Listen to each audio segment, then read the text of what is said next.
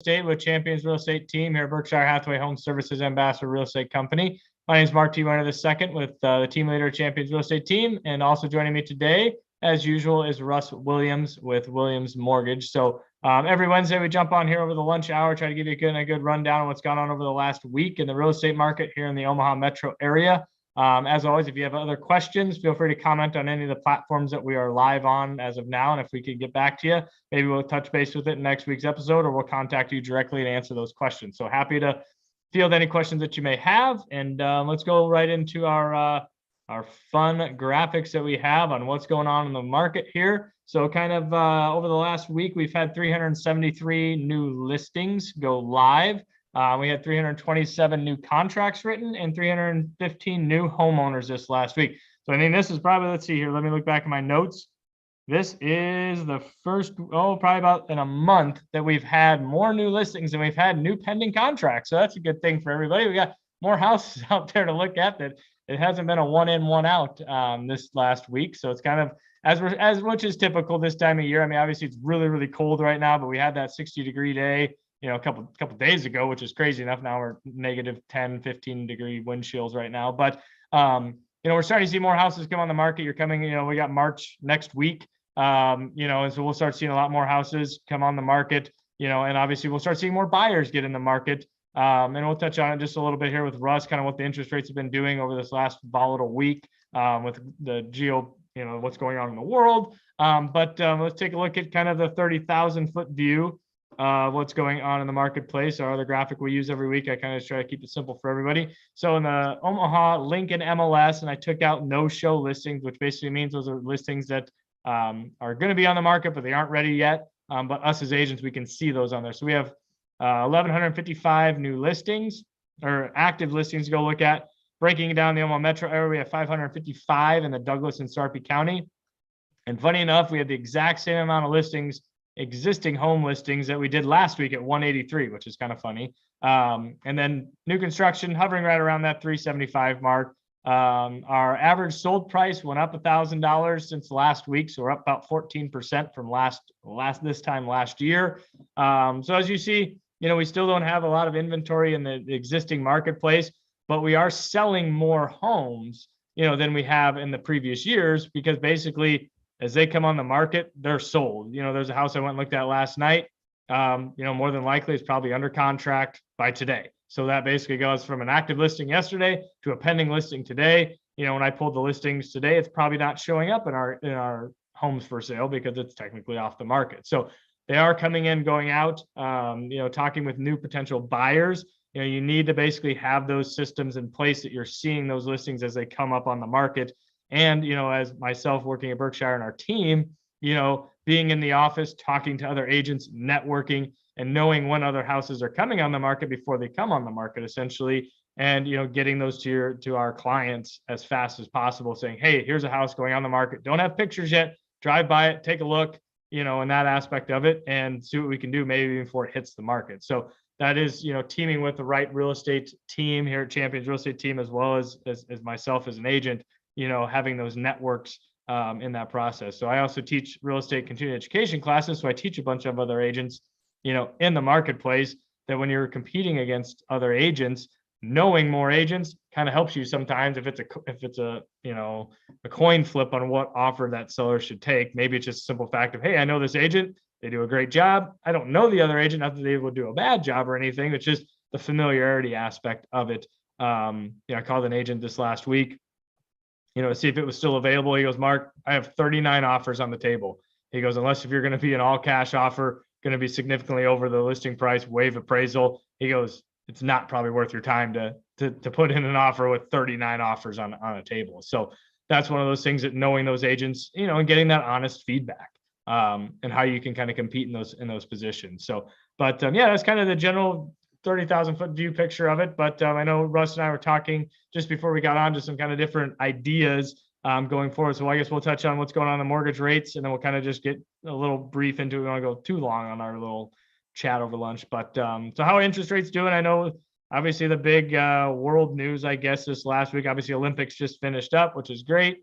And then we had Russia, for whatever your stance is on, anybody's stance is on that, has essentially went into Ukraine. Well, if you want to call it an invasion or not, but I guess how has that affected mortgage rates, on your end, Russ? Thanks, Mark. Anytime there's instability, we typically see a little bit of volatility in the marketplace, and this week has been no exception. Normally, when we have geopolitical instability like we have right now in Ukraine, that a lot of times will lead to a little bit of a deterioration in the stock market, and that money will either flow from the stock market to cash, or it will flow to bonds, whether it be treasury bonds or mortgage bonds or even corporate bonds of other types, which typically means we might see some lower interest rates. However, we've seen interest rates move up a little bit over the last week, and part of that is because of Russia, and part of that is because inflationary pressures are still the order of the day. We're still waiting on the Fed to make their first move with short-term rates, which is expected to happen on or before the 15th of March, which is intended to be the first step from the Federal Reserve to try to slow down growth in the economy, i.e. inflation. Obviously, supply chains being challenged, probably we could see more of that as we see Ukraine, of course, being a tremendously large supply of natural resources, oil, gas, et cetera, not only to Europe. And when European supplies are crumped a little bit, they look for those goods and services elsewhere. And so we could see inflation continue to be the order of the day. So they're up just a little bit. And we expect that probably will continue until we have clear action from the Fed, clear rhetoric from the Fed, and more stability there in Russia.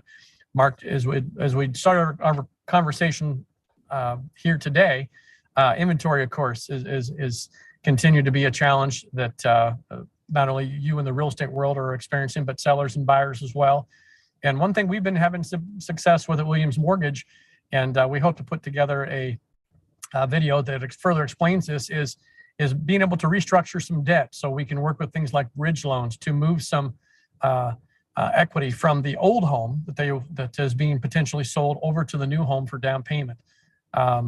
Sometimes that involves some restructuring of other debts, but for those folks that maybe would like to sell a home but are afraid of potentially being left homeless if they don't find a home to purchase, but they're under contract to sell their old home, bridge loans are a great way to go. We're also seeing some success with long-term locks on existing homes, meaning a seller might put their home on the market and the buyer might agree to an extended close period, maybe a few months to many months down the road, and we can lock that rate for them for potentially up to 9 months to give the seller time to find that new home. Those are some things we've seen some success with.